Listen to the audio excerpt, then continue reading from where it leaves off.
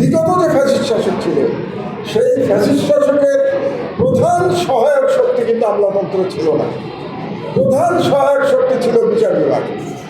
এই বিষয়টি একটা unique character of this Hasina's fascism. কারণ এই ফ্যাসিস্ট তৈরি করা হয়েছিল, এই বয়ানগুলো তৈরি করা হচ্ছিল কোর্টের মাধ্যমে, সবগুলো বয়ান কোর্টে তৈরি করা হয়েছে। যেমন আপনাদেরকে উদাহরণ যদি দেই, শহীদ জিয়া রহমানকে স্বাধীনতার ঘোষক বলা যাবে না, এটা কোর্টের বয়ান ছিল, কোর্ট তৈরি করেছিল। কোর্টে শামসুদ্দিন চৌধুরী মানিক নামে একজন বিচারক, তিনি রায় দিয়েছিলেন যে শহীদ জিয়াকে বাংলাদেশের স্বাধীনতার ঘোষক বলা যাবে না। এবং বাংলাদেশে যে ফ্যাসিস্ট রাষ্ট্র তৈরি করা হলো তার জন্যে যে তত্ত্বাবধায়ক প্রথা বাতিল করে দেওয়া হলো, সে কাজটিও করেছিল বিচার বিভাগ, আমলাতন্ত্র করে নাই।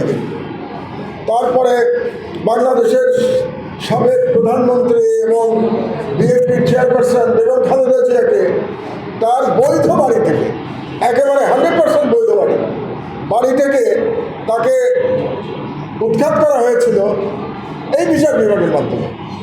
এবং তার বিরুদ্ধে যে একটা ভুয়া মামলা দিয়ে তাকে যে জেলে রাখা হলো, সম্পূর্ণ মিথ্যা মামলা দিয়ে, সেটাও করা হয়েছে বিচার বিভাগ দিয়ে। কাজেই the uniqueness of this fascism was যে এরা জুডিশিয়ারিকে ব্যবহার করেছে, আমলাতন্ত্র জুডিশিয়ারির অনুগামী হিসেবে কাজ করেছে, কিন্তু প্রধান কাজটা তৈরি করেছিল, প্রধান কাজটা করেছিল জুডিশিয়ারি। সুতরাং আমরা যারা একাডেমিক কাজকর্ম করি, আমরা যখন লিখতে যাব এই বিষয়টি আমাদের মাথায় রাখতে হবে। এই ইউনিকনেসটা আমাদেরকে জনগণকে বোঝাতে হবে, যাতে করে বাংলাদেশে আর কোনোদিন জুডিশিয়ারির এরকম ভূমিকা আমরা না দেখি। এটা আমাদেরকে নিশ্চিত করতে হবে যে জুডিশিয়ারিটা নামে স্বাধীন নয়, প্রকৃতপক্ষেই এটাকে স্বাধীন করে দিতে হবে। আদারওয়াইজ বাংলাদেশকে ঠিকমতো পরিচালনা করা সম্ভব হবে না। আচ্ছা, আর একটা ইন্টারেস্টিং ব্যাপার আপনাদেরকে বলে রাখি, আপনারা অনেকেই দুর্নীতির কথা বলেছেন। আমি জানি না আজকে কতজন আপনারা আমার দেশ পত্রিকা পড়েছেন, আদৌ পড়েছেন কিনা। আমার দেশ পত্রিকার আজকের যে লিড নিউজ, সেখানে একটা ইউনিক দুর্নীতির এক্সাম্পল দেওয়া আছে। সেটা হলো রোজ গার্ডেন নামে একটা ইমারত আছে পুরনো ঢাকার, খুব পুরনো ঐতিহাসিক ইমারত। এই ইমারতটির মালিক তিনি আওয়ামী লীগ করেন।